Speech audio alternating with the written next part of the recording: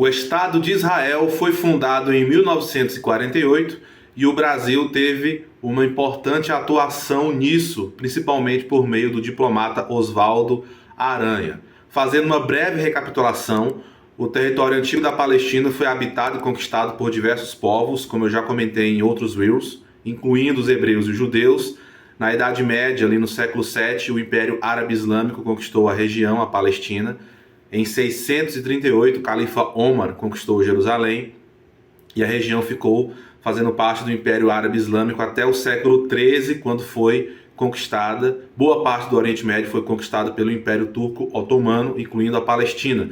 E do século XIII até 1918, o final da Primeira Guerra, a Palestina ficou sendo parte do Império Turco Otomano.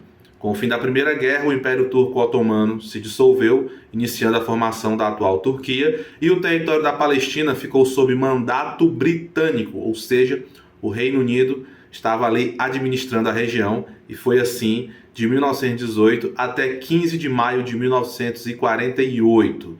O Reino Unido administrava a região ali e contava com o aval, com o apoio da ONU, a recém-criada ONU, que foi criada em 1945, ali no contexto do final da Segunda Guerra. E uma curiosidade, já antes da Segunda Guerra, durante e depois, a Liga das Nações, que era a antiga ONU, depois a ONU, e o próprio Reino Unido, e o projeto sionista, já discutiam a divisão da Palestina em um Estado árabe palestino e em um Estado judeu. Pois bem, em 1947, o Reino Unido anunciou a saída da Palestina, o fim do seu mandato britânico, colocou como prazo 15 de maio de 1948. Um dia antes do Reino Unido encerrar o seu mandato na Palestina, 14 de maio de 1948, o líder da agência judaica, Ben Gurion, proclamou oficialmente o Estado de Israel.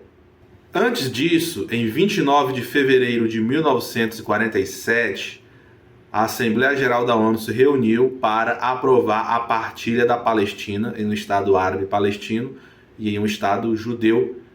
A grande questão é que, o grande problema é que a população nativa árabe palestina não foi consultada para esse plano de partilha, então foi uma partilha arbitrária por parte do Reino Unido, da ONU e do projeto sionista, um projeto colonizador, que eu comentei sobre isso nos vídeos da playlist na Rede Vizinha, mas depois eu posso comentar mais sobre isso aqui também. E quem presidiu essa Assembleia Geral da ONU de fevereiro de 1947, que aprovou a partilha da Palestina sem consultar a população árabe palestina?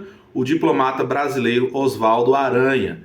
Ele foi ministro das Relações Exteriores do Estado Novo do Vargas de 1938 a 1944. Era um diplomata de renome, com influência política, influência diplomática, e ele que presidiu a Assembleia Geral da ONU de 29 de fevereiro de 1947, que aprovou a partilha da Palestina em um Estado árabe palestino e em um Estado judeu, mas sem consultar os palestinos, e essa divisão foi esdrúxula.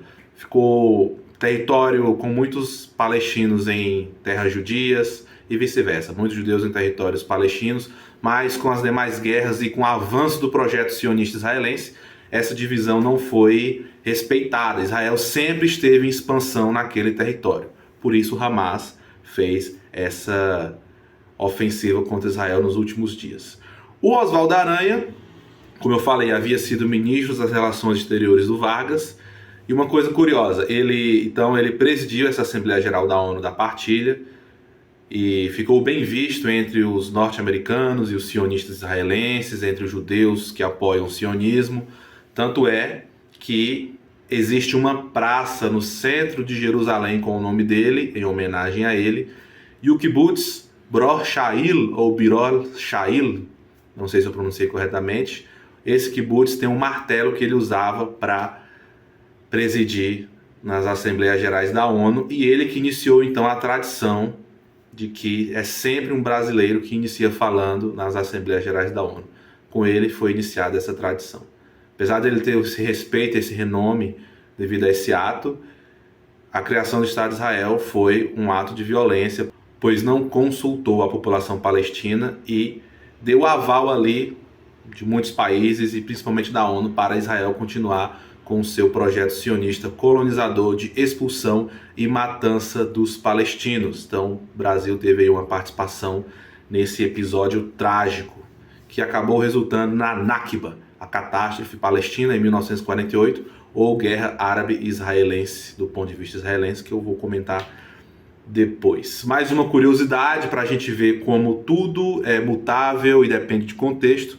Em 1935, o governo Vargas, o mesmo que colocou o Oswaldo Aranha anos depois como ministro das Relações Exteriores, o governo Vargas proibiu a entrada de imigrantes judeus no Brasil com um documento que tinha escrito a proibição da concessão de vistos para, abre aspas, pessoas de origem semita.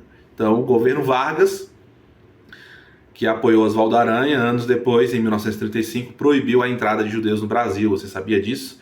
Por quê? Porque o governo Vargas tinha um projeto de identidade nacional. Então, ele não queria saber de judeus de outros países contaminando a raça brasileira. Olha só aí a questão dos contextos e da conveniência para justificar certas medidas de governo. E o Oswaldo Aranha foi bem influente no contexto pré e durante a Segunda Guerra para romper os laços do Brasil com a Alemanha e para aproximar o Brasil das forças aliadas. Embora, a grande contradição, o paradoxo, o governo Vargas fosse uma ditadura, tentava, na política externa, se afastar de ditaduras como o nazismo. Se você gostou desse tipo de conteúdo, compartilhe, comente, siga o perfil e indique para quem quer conhecer mais sobre a questão palestina.